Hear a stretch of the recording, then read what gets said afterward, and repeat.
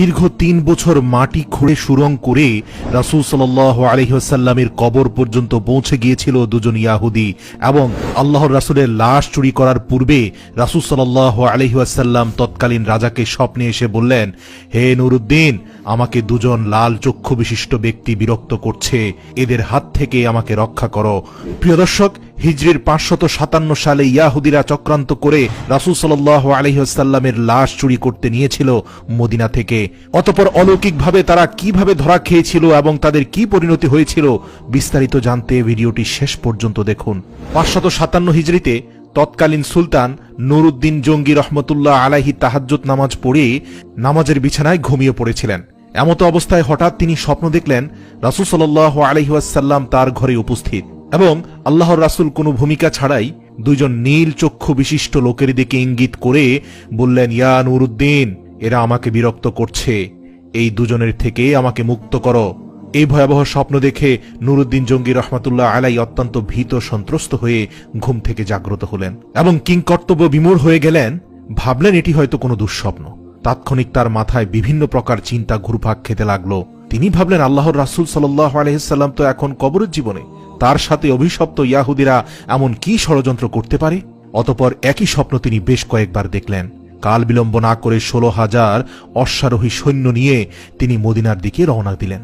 সেই দুজন ভয়ঙ্কর নীলচক্ষু বিশিষ্ট ব্যক্তিকে মদিনার অলিতে গলিতে খুঁজতে লাগলেন, কিন্তু তার সৈন্য বাহিনী দীর্ঘ ২ সপ্তাহ ধরে খোঁজার পরেও মদিনাতে সেই দুজন ব্যক্তিকে খুঁজে পেল না, যাদের ব্যাপারে আল্লাহর রাসূল সতর্ক করেছেন।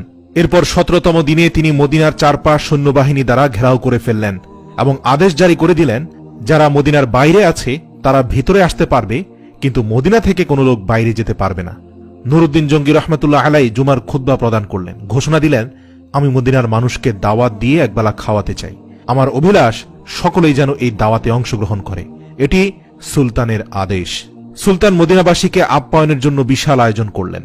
নির্ধারিত সময়ে খাওয়া দাওয়া শুরু হলো এবং তৃপ্তি সহকারে মদিনার অলিগলির সকল মানুষ এসে খেলেন, কিন্তু সেই দুজন ব্যক্তিকে খুঁজে পাওয়া গেল না।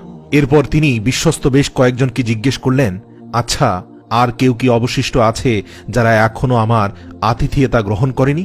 এই শুনে লক্ষাধিক জনতার মধ্যে এক ব্যক্তি হঠাৎ করে বলে উঠলেন, হুজুর, আমার জানা মতে সম্ভবত ২ জন লোক এখনো বাকি আছে যারা আল্লাহওয়ালা বুজুর্গ মানুষ। লোকটির বক্তব্য শুনে তিনি কাল বিলম্ব না করে কয়েকজন লোক সহকারে ওই ২ জন লোকের আবাসস্থলে পৌঁছে গেলেন এবং নুরুদ্দিন জঙ্গি রহমাতুল্লাহ আলাই ওই ২ জন লোককে দেখে প্রচন্ড চমকে উঠলেন, কারণ এরাই তো সেই ২ জন ব্যক্তি যাদেরকে স্বপ্নে দেখানো হয়েছিল। তিনি জিজ্ঞাসা করলেন, কে তোমরা? কোথা থেকে এসেছ? তোমরা সুলতানের দাওয়াতে কেন শরীক হলে না? লোক দুটো তাদের পরিচয় গোপন করে বলল, আমরা মুসাফির, হজের উদ্দেশ্যে এসেছিলাম, কিন্তু প্রিয় নবী সাল্লাল্লাহু আলাইহি ওয়াসাল্লামের প্রেমে আত্মহারা হয়ে আর ফিরে যেতে মন চাইল না, তাই বাকি জীবন রওজার পাশে কাটিয়ে দেওয়ার নিয়তে এখানে রয়ে গেছি। উপস্থিত জনগণ তাদের পক্ষ হয়ে বলল, হুজুর, এরা খুবই আল্লাহওয়ালা মানুষ, সারাদিন ইবাদত বন্দিগি করে। এরপর সুলতান কারো কথায় কান না দিয়ে তাদেরকে সেখানে আটকে রাখার নির্দেশ দিলেন। অতঃপর স্বয়ং তাদের থাকার জায়গায় গিয়ে খুব ভালো করে অনুসন্ধান চালালেন, কিন্তু সেই স্বপ্নের সাথে সম্পর্কিত কোনো কিছু সেখানে পাওয়া গেল না। এখনো রহস্য উদ্ঘাটন করতে না পারায় তিনি সীমাহীন চিন্তিত হয়ে পড়লেন। এক পর্যায়ে নুরুদ্দিন জঙ্গি রহমাতুল্লাহ আলাই সেই ঘরের ভিতরে তার সঙ্গীদের বললেন, আচ্ছা, তাদের নামাজের মুসল্লাটি একটু উঠাও তো। সঙ্গীরা নির্দেশ পালন করল। নামাজের মুসল্লাটি বিছানো ছিল একটি চাটাইয়ের উপর। সুলতান আবারও নির্দেশ দিলেন, চাটাইটিও সরিয়ে ফেল। তারপর চাটাই সরানোর পর দেখা গেল সেখানে বিশাল এক পাথর। সুলতানের নির্দেশে সেই পাথরটিও সরানো হলো। এবার পাওয়া গেল একটি বিশাল সুড়ঙ্গ পথ, যা ধীরে ধীরে নবীজির রওজা মোবারক পর্যন্ত মাটির নিচ দিয়ে পৌঁছে গেছে। এই দৃশ্য অবলোকন করা মাত্র নুরুদ্দিন জঙ্গি বিজলির ন্যায় চমকে উঠলেন। অতঃপর লোক দুটোকে লক্ষ্য করে ক্ষিপ্ত সিংহের ন্যায় ঝাঁঝালো কণ্ঠে গর্জন করে বললেন, তোমরা সত্যি কথা খুলে বলো, নইলে এক্ষুনি তোমাদের মাথা থেকে গর্দান সরিয়ে দেব। বলো তোমরা কে? তোমাদের আসল পরিচয় কি? কেন এখানে এসেছ? সুলতানের কথায় তারা অত্যন্ত ঘাবড়ে গেল। কঠিন বিপদ সামনে দেখে তারা আসল পরিচয় প্রকাশ করল এবং বলল, আমরা ইয়াহুদি। ইয়াহুদিদের আস্তানা মুসল শহর থেকে আমাদেরকে প্রশিক্ষণ দিয়ে এখানে পাঠানো হয়েছে, যাতে রাসূল সাল্লাল্লাহু আলাইহি সাল্লামের লাশ চুরি করে নিয়ে যেতে পারি এবং তা যেন ইউরোপীয় ইয়াহুদিদের হাতে হস্তান্তর করি। এই কাজে সফল হলে তারা আমাদেরকে আরো ধন সম্পদ দিবে বলে প্রতিশ্রুতি দিয়েছে। সুলতান বললেন, তোমরা তোমাদের পরিকল্পনা বাস্তবায়নের জন্য কি পদ্ধতি অবলম্বন করেছিলে, কিভাবে তোমরা কাজ করতে? তারা বলল, আমাদের নিয়মিত কাজ ছিল রাত গভীর হলে অল্প পরিমাণ সুড়ঙ্গ খনন করা এবং সাথে ওই মাটিগুলো চামড়ার মজকে ভর্তি করে অতি সন্তর্পণে মদিনার বাইরে ফেলে আসা। আজ দীর্ঘ 3 বছর যাবৎ এই মহাপরিকল্পনা বাস্তবায়নের কাজে আমরা অনবরত ব্যস্ত আছি।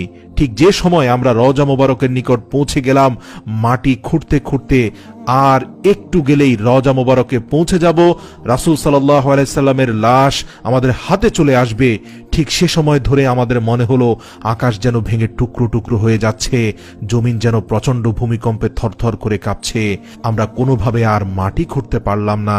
দীর্ঘ 1 বছর মাটি খোঁড়া বন্ধ করে শুধু পরিকল্পনা করছি, কারণ গর্তে প্রবেশ করলেই ভূমিকম্প শুরু হয়ে যায়। তাদের বক্তব্য শুনে সুলতানের চোখ দিয়ে পানি পড়তে থাকলো এবং তার কাছে সবকিছু পরিষ্কার হয়ে গেল। তিনি সেই 2 ইয়াহুদীকে নজিরবিহীন শাস্তির ব্যবস্থা করলেন। একটি বিশাল ময়দানে 20 হাত উঁচু একটি কাঠের মঞ্চ তৈরি করলেন। নির্ধারিত সময়ে লক্ষ লক্ষ লোক উক্ত মাঠে সমাবেত হল। সুলতান নুরউদ্দিন জঙ্গি রহমতুল্লাহ আলাই অপরাধী লোক দুটোকে লোহার শিকল দ্বারা আবদ্ধ করে মঞ্চের উপর বসালেন। তিনি লোকজনদের বিপুল পরিমাণে লাকড়ি সংগ্রহের আদেশ দিলেন।